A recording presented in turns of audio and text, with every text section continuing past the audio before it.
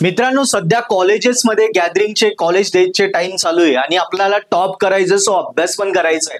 दोन्ही गोष्टीचं कसं आपण समांतर करायचं या गोष्टी मी या व्हिडिओत सांगणार आहे. मित्रांनो, ज्याला टॉप करायचं किंवा ज्याला भरपूर सारे बॅकलॉग आहे त्याने एन्जॉयमेंट फुल करायची, 90% एन्जॉयमेंट करायची, पण हा महिना पूर्ण डेज इव्हेंट्स मध्ये घालवायचा पण आहे, पण त्यासोबत फक्त 10% अभ्यास करायचा. म्हणजे मी तुम्हाला मागच्या सेमला टॉपर बनवण्यासाठी पहाटे उठायची सवय लावली होती. खूप मुलं मला फॉलो करत होते. सो ज्याला पहाटे उठायची सवय लागली त्याने ऍटलीस्ट गॅदरिंगला आपण किंवा डेजला आपण 10 नंतर जातो, सकाळी 5 ते 7 फक्त 2 तास अभ्यास करा.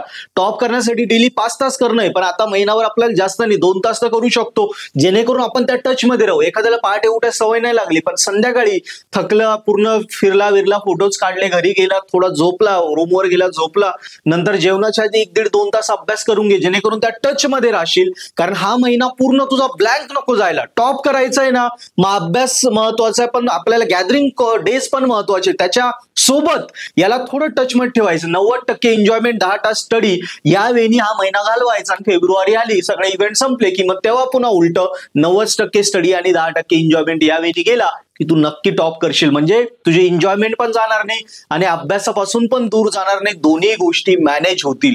सो मित्रांनो, व्हिडिओ आवडत असेल, फायदा होत असेल तर चॅनल सबस्क्राईब करा आणि पर्पल ॲड ऍप्लिकेशन डाउनलोड करा, ज्याच्यावरती नंबर ऑफ विषयांचे व्हिडिओ लेक्चर कोर्सेस ते बघा आणि या सेम मध्ये क्लासमध्ये टॉप करा. बाकी डाऊट असेल कमेंट मध्ये लिहा. थँक्यू.